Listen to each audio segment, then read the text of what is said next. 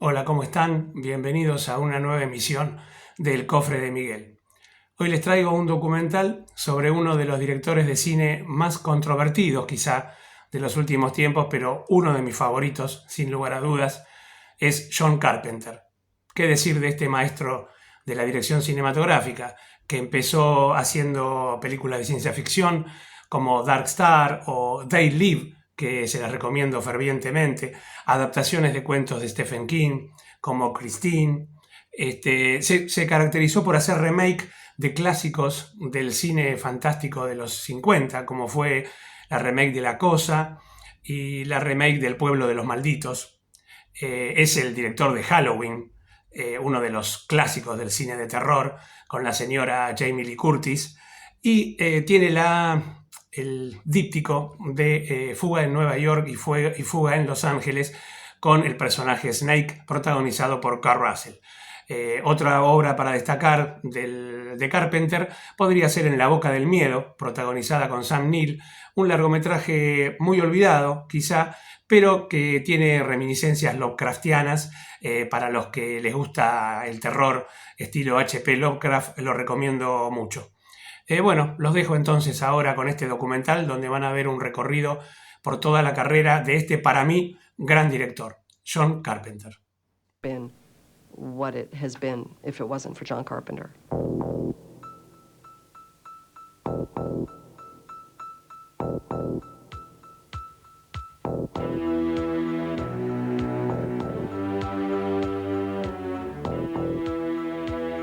He's who he is, because he is the authority. He sees the world differently than anybody else. He sees it slightly askew. He understood that in order to become successful, you had to have a name recognition. He's in the business of, he likes to, he wants to shock you.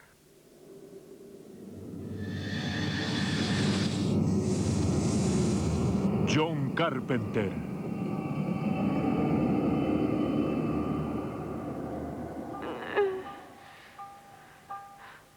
En una carrera de más de 3 décadas, John Carpenter hizo más de 20 películas. Una figura reservada y muy independiente, Carpenter escribe, edita, dirige y compone la música de sus películas, todo él solo. Siempre un enigma han llamado a Carpenter el príncipe de las tinieblas, el de la violencia y el poeta patrono de las películas de fantasía.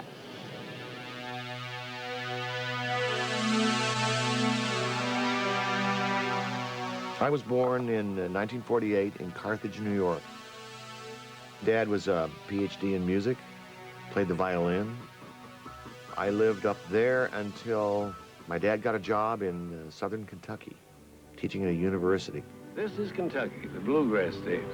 More than 40,000 square miles of rolling, fertile land. So we East of the moved, Mississippi River, the family moved down to south of the Bowling Ohio. Green, Kentucky. Population is mainly rural. Farmers. And I think probably that was the biggest influence on my filmmaking career, because my family and I, we were very out of place there. This was the Bible Belt in the Jim Crow South in the old days, okay? We were Yankees, and I had no idea where I was, what was going on, who these people were, what their beliefs were about. So I felt very much an outsider.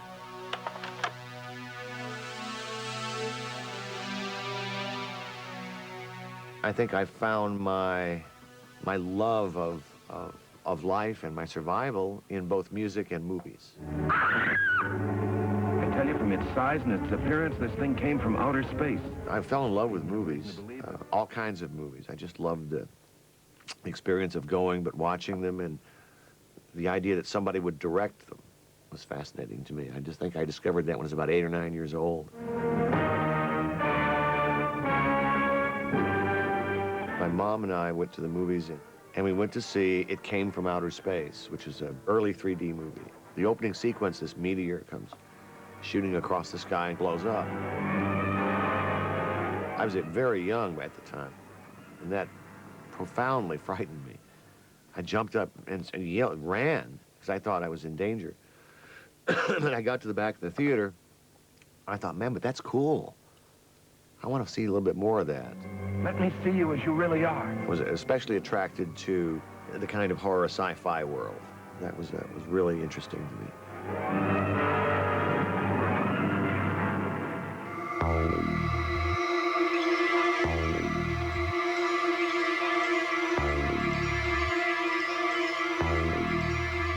EC Comics was a big influence on me. Weird Science, yeah, things like that. Tales from the Crypt, I love that kind of stuff. John and I were probably, you know, among the hundreds or thousands of people that were under the bedspread with a flashlight because they weren't allowed in the house. I don't know what it was like in Kentucky, but I grew up in the Bronx in a Catholic family, and I had to sneak all that stuff. But this was back in the 50s and 60s. There wasn't a lot of opportunity back then to have friends who enjoyed the same thing. It's not like it is today.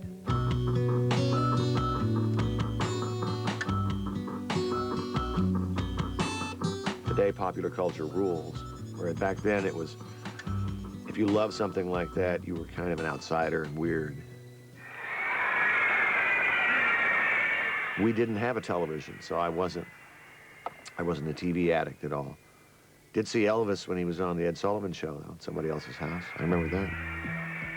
I've been profoundly influenced by my dad and his love of music. Music's second nature to me. It's just something I've always grown up with.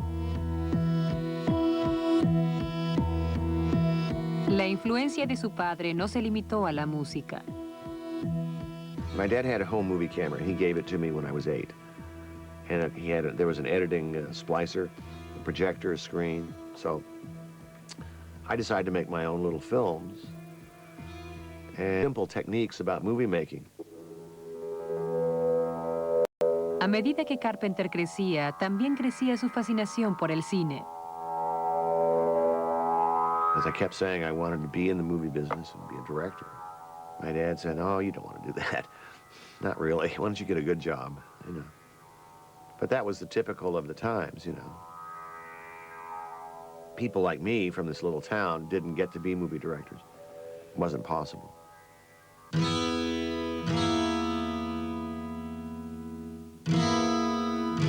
It was 1968, and I had to make a decision about what I was going to do with my life. I was making good money in a rock and roll band, meeting girls and making bucks and playing. But I thought, now's the time to do something about this love of movies. If I'm going to do something now, do it now. I got accepted at USC, which was known as the best film school in the world. So off I went. And it was a very different place in those days. This was during a lot of the unrest over the Vietnam War. So that was going on as a backdrop. Stop the bombing and stop the war. A lot of radicals going on around there. It was 1968, 69, 70. But that aside, I learned everything, every basic idea about filmmaking that I now have from film school. Camera, sound, lighting, mixing, acting, writing, editing. I bet this is it. This is exactly the ones we cut on Bronco Billy. I mean, and why John would it... Carpenter would sit here and he'd go like this when he saw a cut. He'd go, and that'd be the cut. I met John probably in 1967, 68, when I went to film school at the University of Southern California.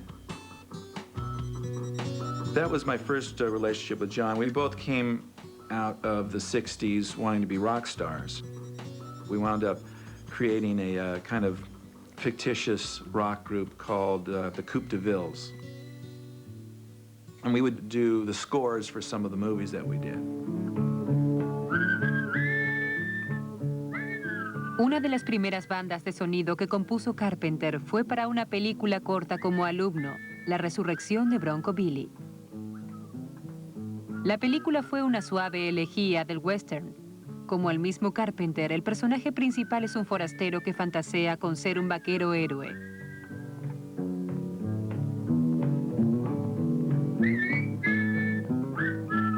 Bronco Billy ganó un premio de la Academia y fue la primera película de un alumno en ser estrenada comercialmente en la nación entera. Sometimes at film schools, people would stand out. They're just you can tell there's something going on there. You couldn't tell in advance and couldn't predict John Carpenter's success, but you certainly knew he had his own way of doing things. He was just plain talented, and he was also a leader.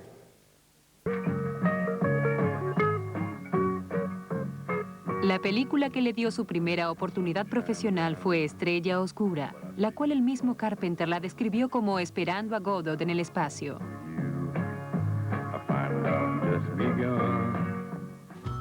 Comenzó siendo un proyecto estudiantil y luego fue trabajada para un lanzamiento comercial. We just didn't have any fear. That was the crazy thing about it. We believed that we could make a feature. And we did. Not that it's a great movie. It's painful in some ways to watch now, but when you realize for its time and realize how young we were and how little we knew, it's an interesting accomplishment. Sergeant Pinback calling bomb number 19. Do you read me, bomb? Bomb number 19 to Sergeant Pinback. I read you. Continue. Doing a science fiction movie that took place in outer space, space suits, special effects, was unheard of, really, at film school. But he had the kind of genius of Dan O'Bannon to help him in the midst of all that.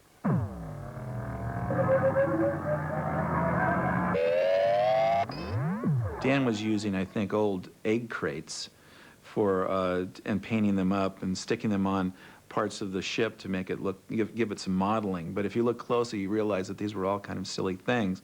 And he did a wonderful pastiche, you know, of creating this world with absolutely no money. I mean, it was just with trash. It was started out as a student film. It became a feature film, was recut, reworked, rescored. And it was a real, again, another big, giant learning experience about Hollywood and the movie business. And what does it all mean? And how do you get something from an idea to a feature? La siguiente película de Carpenter después de Estrella Oscura fue Asalto al Precinto 13, de bajo presupuesto. Era un thriller ambientado en un suburbio decadente de Los Ángeles.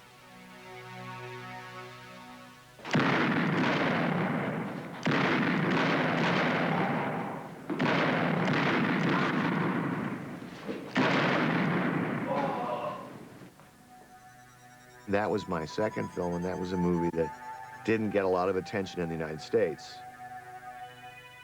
It was released to mixed business and not great reviews, and but in Europe, in England, especially at the London Film Festival, it was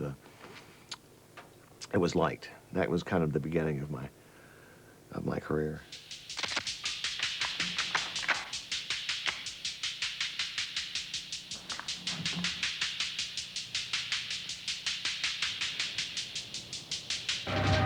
I met John when I interviewed with him to become the script supervisor on Assault on Precinct 13. We had a lot of, common references, things like Howard Hawks' love of his movies and things like that. And so my first working experience with John was on the set of Assault on Precinct 13.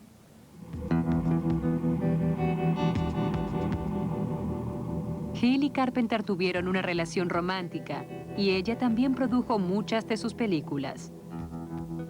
La primera de su trabajo en conjunto fue Halloween, filmada con un muy bajo presupuesto. Por un tiempo fue la película de terror independiente de mayor éxito y estableció el género de las cuchilladas en las películas norteamericanas. La película se centra en un asesino psicópata, Michael Myers, que causa estragos en un pueblo norteamericano muy parecido al pueblo donde John se crió. When I saw Halloween, I thought it was the perfect horror movie. I thought it was the quintessential horror movie because it just stood right up and said, here it is, guys. This is what it's about. Don't worry about the causes. Don't worry about anything else. Here's this guy. He is going to get you. And at the end, order's not restored in the end of that either. He's still out there somewhere. What John said was that if you can create a real sense of these people being real, tree-lined streets, girls walking home talking about boys, school books, knee socks, real places in real time, and give the audience enough of that screen time with those real people. When you start to introduce elements that are unreal, you will believe they're happening because you believe where you are. All the sort of the tropes that we now think of as terribly cliched, the killer's point of view, the build-up to the shocks, the people in danger, all those things are sort of laid out in Halloween in a very straightforward way. And the problem with watching it now is that you think when you watch it now that you're watching a bunch of cliches. And of course, Halloween was the thing that made them cliches. It worked because it was so simple, because it was so straightforward. One of the reasons it is that simple is they simply didn't have a lot of money. You know, the budget was tiny and the technology was tiny that they could have, and they had one trailer.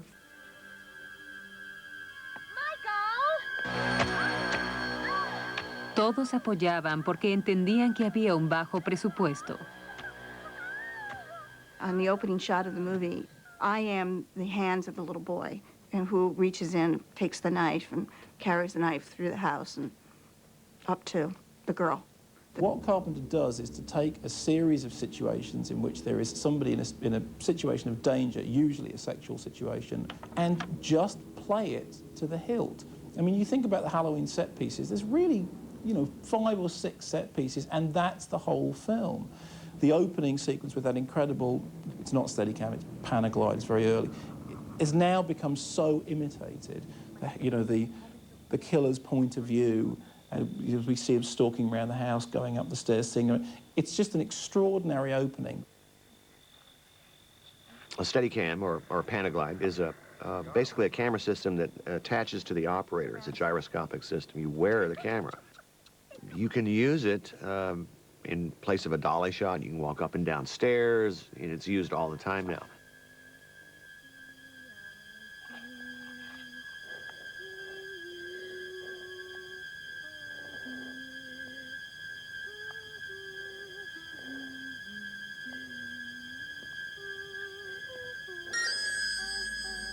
I suppose my sense of composition has always gone in movies to Panavision or CinemaScope or widescreen. Basically, it's a rectangle. If you look at that frame size and you telescope it and you watch it from the beginning to the end, it begins to get more claustrophobic. So at the end of the movie, we're inside this closet in this small box. And so Jamie, as Laurie Strode, when she starts the movie, has a very big canvas by which to work with. And as we go through the movie, the canvas gets smaller and smaller and smaller.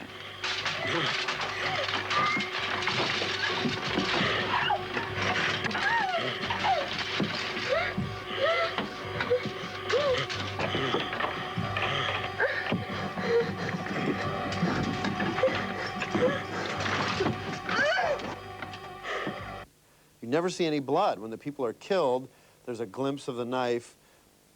You know, Michael Myers holds the knife up, we cut to the victim, the knife is stabbed, and then you cut to the victim's face as he dies.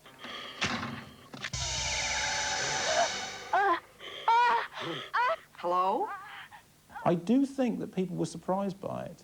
I think nowadays, you know Halloween so well that you think, oh, well, nobody could be really scared by this. But when Halloween opened in cinemas, it worked because it scared audiences, not because it really impressed critics in the way that perhaps Assault on Precinct 13 did, but because it really scared audiences.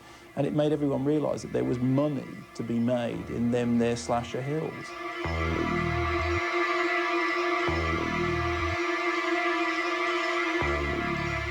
Con un presupuesto de solo $300,000, la enormemente exitosa Halloween recaudó más de $75 millones en todo el mundo. Uno de los motivos por el cual logró aterrar al público fue la música, compuesta por el mismo Carpenter. I got a pair of bongos for Christmas. I can't remember why particularly. And my dad was showing me 5/4 time, teaching me what the difference is between that and 4/4. And basically, the rhythm that I learned to play was the theme from Halloween. It's in 5/4 time. Boom, boom, boom, boom, boom, boom, boom, boom, boom, boom, boom. It's directly the same thing. All I did was apply it to the piano.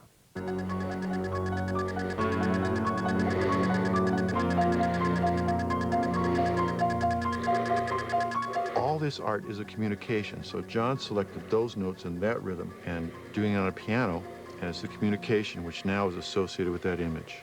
And this theme and Michael Myers are inseparable. I mean, the tension that comes from his insistent rhythms and the fact that you know what's coming, or you know something is coming, and it changes and it shifts, and he's terrifically able to follow that. Look at how effective, Herman's music was to Psycho. I mean, you take the music out of Psycho and it's a little flat. The music is very important. The Exorcist, Tubular Bells. If you were Tubular Bells and didn't see the movie, you'd say, well, it's a pretty interesting song. It's kind of neat. It kind of repeats. You put it to that movie, and it's suddenly a really frightening thing.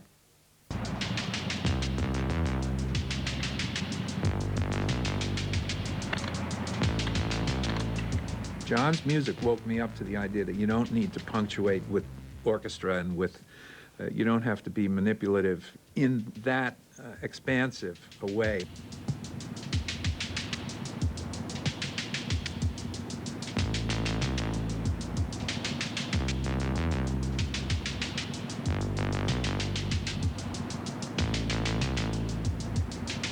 My music's like carpet.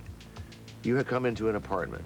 You hire me to put carpet down. I'm going to put a carpet underneath your feet. It's going to support you, but you're not going to notice it after a while.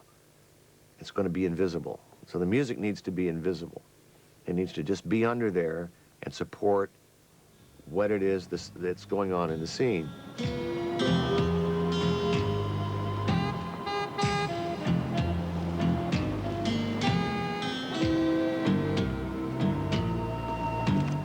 The music is like his vacation. That's how he gets away from the editing and the dealing with the studio and the publicity and all that. And he just comes over and he just like turns off the phone and he plays. And it's just fun. I don't want somebody telling me how to do it, so I'm not going to tell anybody else how to do it. I would never deem to do that. He really gives you that feeling that, okay, you're going to do something for me. It's not going to be what I would do myself if I could do what you're going to do. But that's fine, because I know I'm going to enjoy it, and I will take the best you can give me and put it in my movie. One of the things John said to me, he says, Alan, there's only one thing about doing the score for this thing. He says, the only rule is there are no rules. John's one of the few people, because he has such a good grasp on music, it's never a problem for him. He's right up to it. Knows when he should be in there playing something, or knows when he should have somebody else play something, or knows when there should be absolute quiet.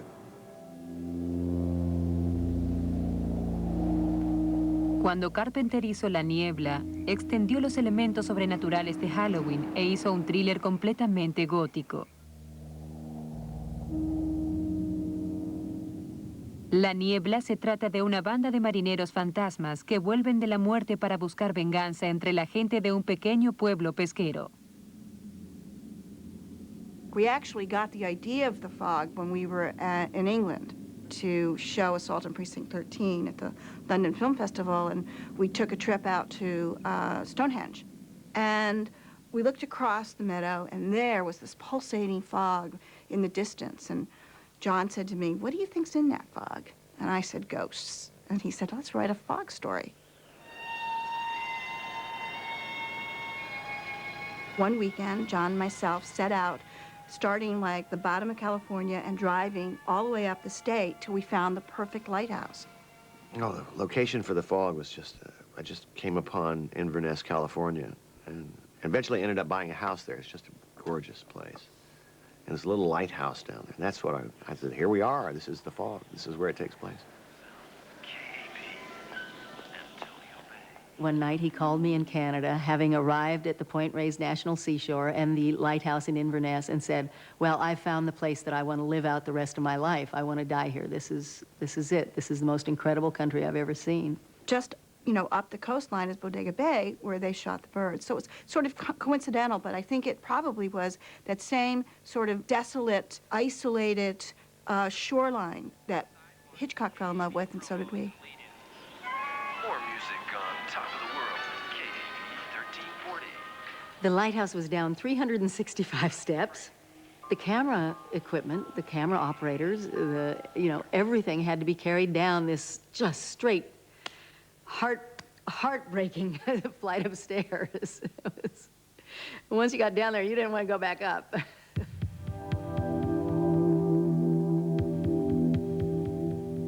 John Carpenter and Adrienne Barbeau got married prior to us shooting The Fog, and it was sort of interesting because for me, it was very difficult because John and I had been a relationship, a couple, prior to that. To be honest, my memories of The Fog really were about my friend Deborah and how difficult it was because of Adrienne. I really do feel that it was one of those things where, it was difficult. I mean, it was just difficult. And so while they were on their honeymoon, I was writing Stevie Wayne, which I think is probably the best character Adrienne's ever played, which is the star of The Fog.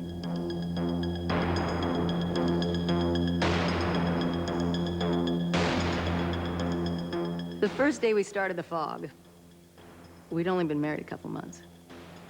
We drove to work in separate cars, and we were very professional on the set.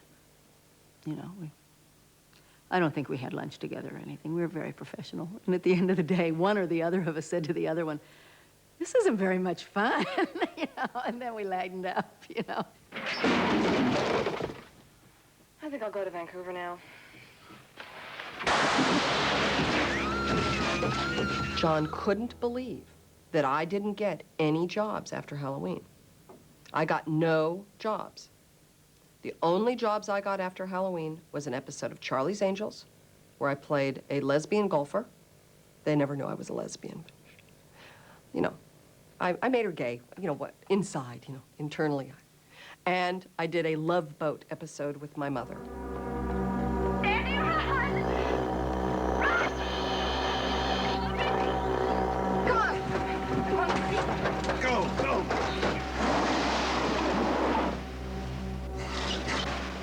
The coupling of Halloween and The Fog then led to other horror films going, ooh, we should put her in the movie because she's sort of that girl now. And then that's how that really took off. It was really the second movie that made that happen.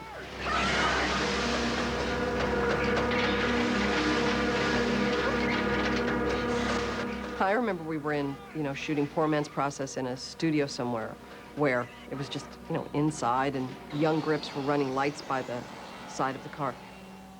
And John was literally standing by the camera going like, ooh, here I come, I'm the bad Fog. And, it's like, John, give me a break here. I'm trying to, look scared.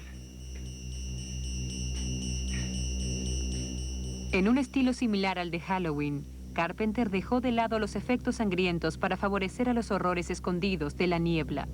Blake, I have your gold. The scariest thing about The Fog is you never really see what the ghosts look like, but you know that they're there and it's scary.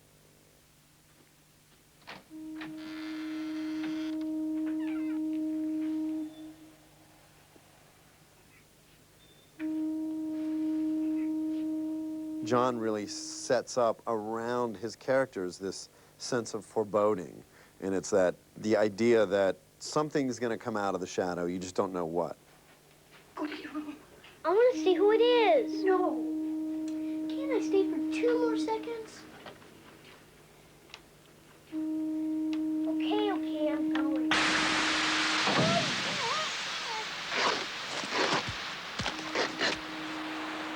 Aunque Carpenter se estaba haciendo famoso por sus películas de terror, muchos observaron que sus películas tenían similitudes con el western tradicional.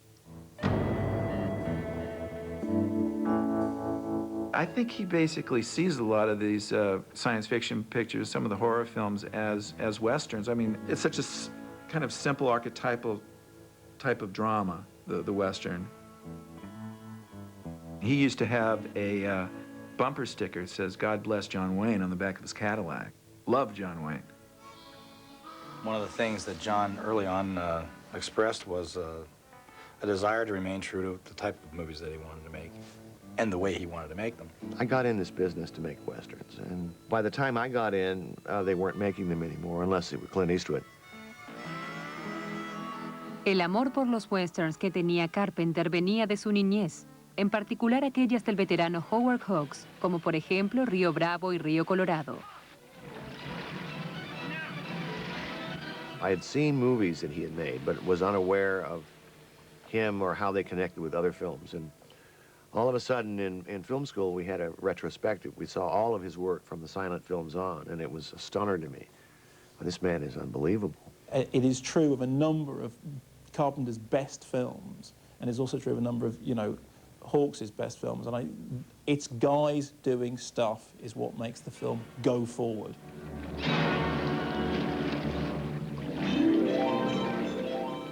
What I loved about him was he appeared to be without technique. It appeared to be seamless and simple, but that in itself is a style that's very, very difficult to do. So I studied his angles and his way of staging and what his concerns were. His action comes fast, comes out of nowhere, it's fast and it's over with.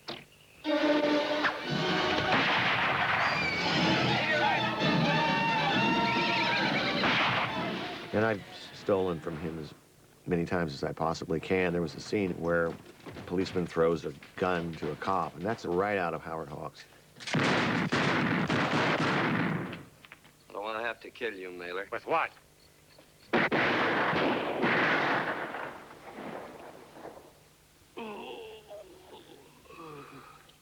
The Western thing is it's people at the very edge of civilization.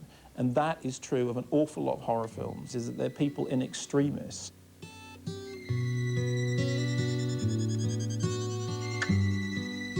The vampire movie is definitely a Western. That's an obvious Western with, gunslingers and in a Western town. When I made Vampires, I decided I was going to lean a little bit towards Sam Peckinpah in terms of style. Peckinpah is kind of a genius show-off director. He shows you, he does all these different cameras in slow motion. I decided to give it a try. So there's a little bit more violence and blood, and people splitting open and stuff like that.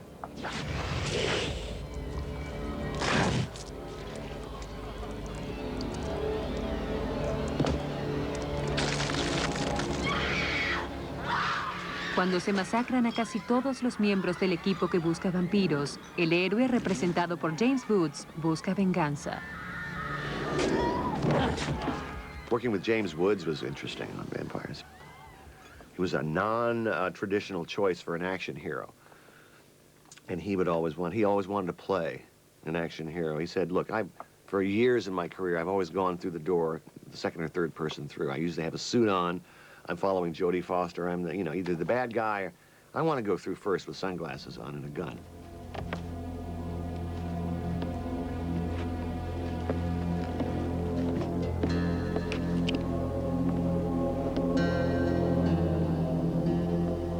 It was here.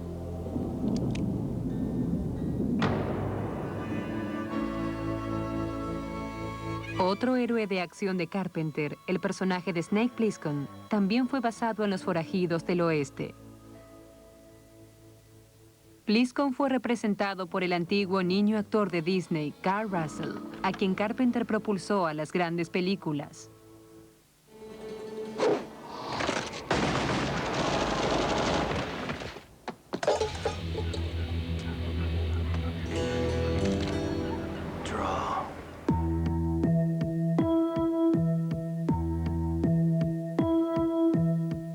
Snake Plissken es el héroe de Fuga de Nueva York, una película en la cual el pueblo del oeste fue reemplazado por la violencia y decadencia urbana que refleja la fascinación de Carpenter por el estilo de las historietas. La historia se desarrolla en una América futurista y autoritaria, donde la isla de Manhattan ha sido transformada en una prisión de alta seguridad rodeada de cercos y minas. Snake is a comic book character. He's the grizzle and everything, right down to the way he moves his face and the eye. He's a comic book character, and he's living in a comic book world. It's this, everything is slightly degraded. The place is full of street trash. It's, larger than life punks, that sort of thing. And the reason that Escape from New York works as well as it does is it's made completely in keeping with that aesthetic. Well, Snake Plissken doesn't care. He doesn't care about hurting you or saving you. He just wants to move on. He doesn't have any concern except for himself. He has no higher cause. He has no sense of righteousness or a need to set right a wrong. You want to see him sprayed all over that map, baby? Where's the president? Swear to God, Snake, I don't know. With me. Why do you want to know? I want him.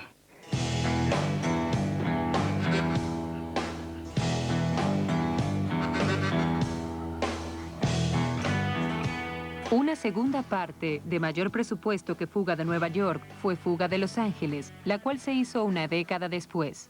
La inspiración provino del terremoto de California en 1994. Al igual que en La Gran Manzana, las aventuras en La Gran Naranja se desarrollan entre una mezcla de amigos, desalmados y enemigos. We hadn't worked together in a long time, I don't know, 7 years maybe.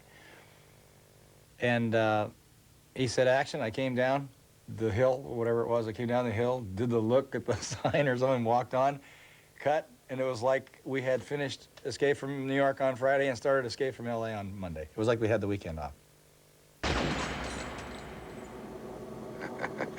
Thought you might try that hot shot.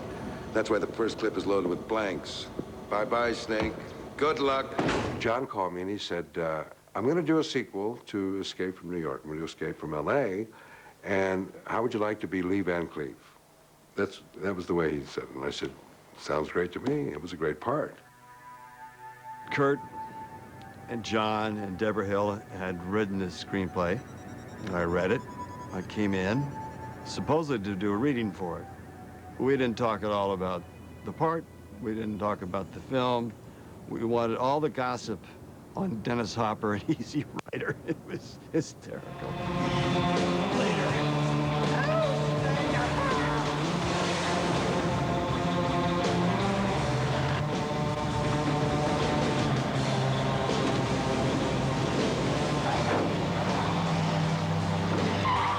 The pay wasn't bad.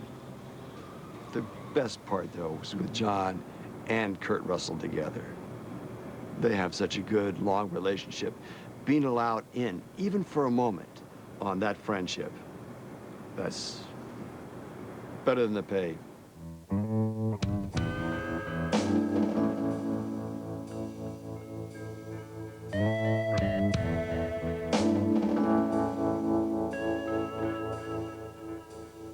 John's an extremely loyal person who gathers around him time after time a team that he trusts, that he enjoys working with, that he knows will deliver. Because John has a tendency to work in a sort of a lower budget range.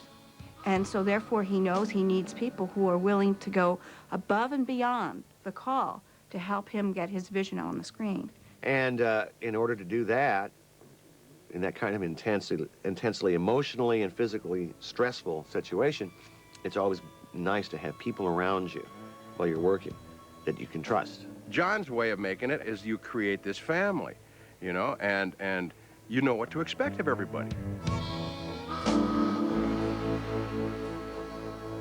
Try to have a good time on the set. It's always been my philosophy. Make it a nurturing experience, but that's not always possible with some personalities. Some people need different things to create, and oftentimes it's adversity, or they need to create adversity. Casi todas las películas que Carpenter lanzó contenían varias referencias a Howard Hawks. Finalmente dio el paso lógico y rehizo una de las películas de su propio mentor, el thriller de ciencia ficción de 1951, La Cosa.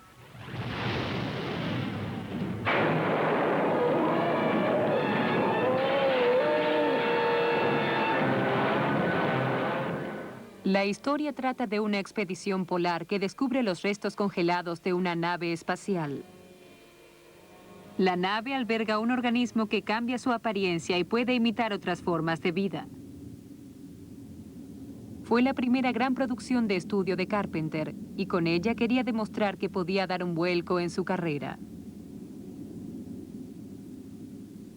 Up until, quite late in his career, Carpenter was quite happy to play with fairly low budgets and to be experimental and to do, to push everything as far as possible. The best bits of Halloween or the best bits of Assault on Precinct 13 are things that are done really, best bits of Dark Star, done on a really, really tight budget, and they have to be inventive. Of course, with the advent of the late 70s and early 80s and filmmakers like George Romero, suddenly audiences got a taste for gore. So the climate for special effects had changed. Suddenly movies weren't necessarily just about a scary horror story, but then you suddenly needed this grotesque imagery to go along with it. In the case of The Thing, it's, well, what if you actually could demonstrate a shape-shifting alien? What if it was possible? And together with Rob Bottin, they suddenly found themselves at a time in cinema history when they could.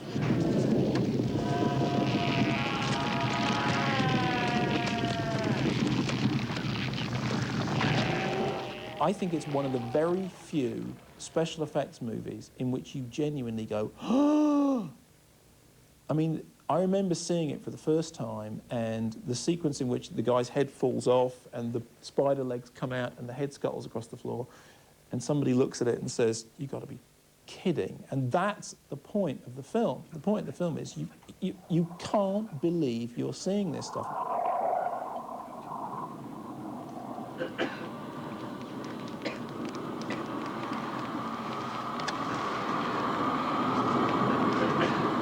You gotta be f***ing kidding.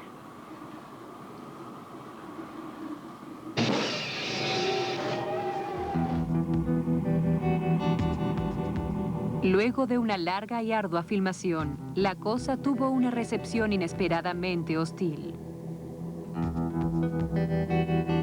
It really got lambasted by the critics. I mean, there were people that were so shocked that this movie was made and pointed to John directly as it's his fault. How could this guy make this movie when E.T. is out and E.T. has everyone feeling good about themselves and happy? And then suddenly this movie comes out with this shape-shifting creature that's dark.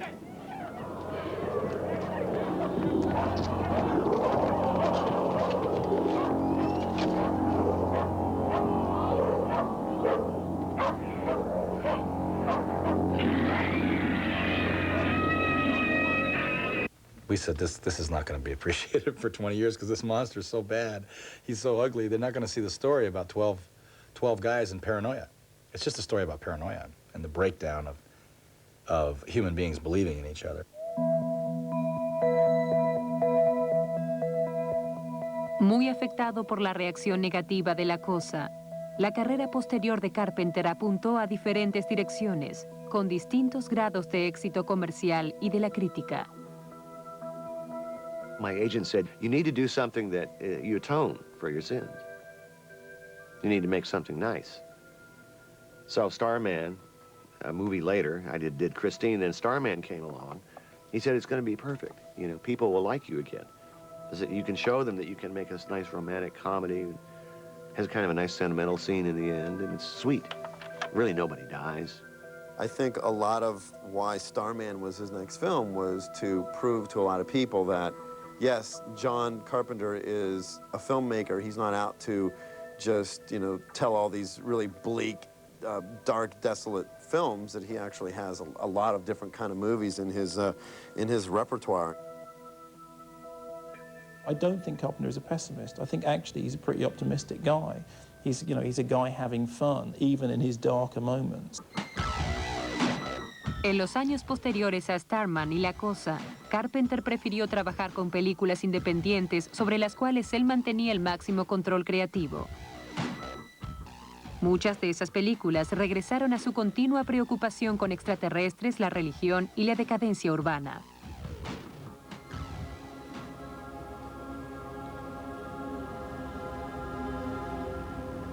I'm fascinated by religion in films. I'm always dealing with the Prince of Darkness and the Fog, and a lot of these movies have priests, and it's about religion.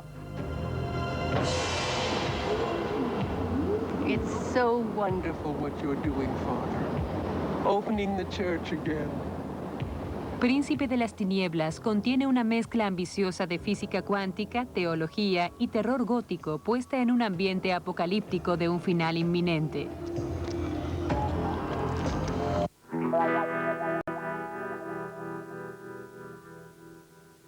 Carpenter continuó con su línea independiente. Y películas como En la boca del miedo, Pueblo de los malditos y Ghost of Mars reafirmaron la inconfundible marca de Carpenter, quien posee una habilidad técnica sobresaliente y un control riguroso como director.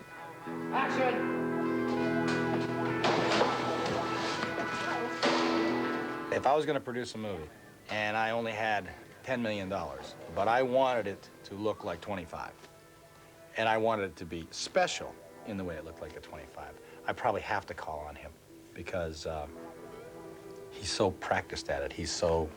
That's where his gift is. That's where his real gift is. It's so overwhelming. It's like the Alamo.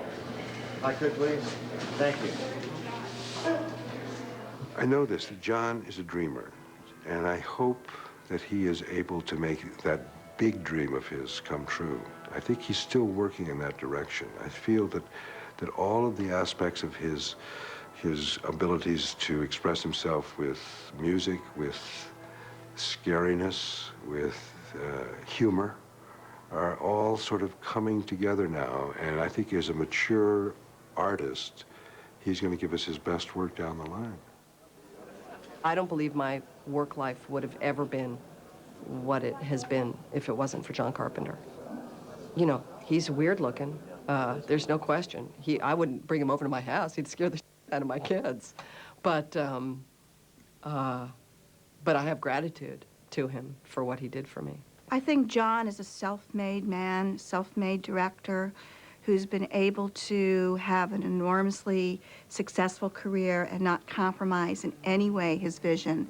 And I don't believe he ever will. Action! There are very few directors whose names mean anything to the public, and John Carpenter's means something. I suspect that part of the reason it means such a lot to him is just sheer bloody-mindedness.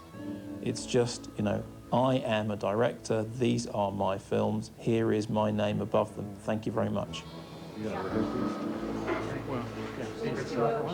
I've been lucky enough to have my name associated with my movies. One day I will be gone from this earth, and I want at least somebody in the future to look at my movies and realize they're mine. They may be screwed up and you may not like them, but they're my movies.